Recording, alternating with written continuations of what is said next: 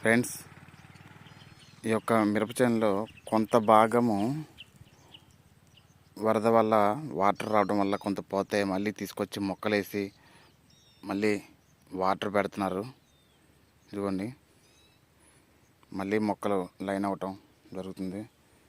అలాగే ఇదిగోండి, పొద్దున్న లేచిన కానించి వాళ్ళ వర్క్ నిజంగా ఒక రైతు అంటే మనం ఏదో అనుకుని జస్ట్ ఇది అనుకుంటాం, కానీ ఎండనక వాననక ప్రతి దానికి తట్టుకొని నిలబడగలుగుతాడు.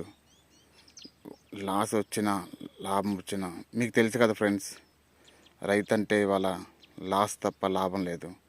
కానీ అలాంటి రైతుని పట్టించుకొని గవర్నమెంట్లు బోళ్ళు ఉన్నాయి. నిజంగా ఫ్రెండ్స్, రైతు లేకపోతే మనం లేము. జై హింద్.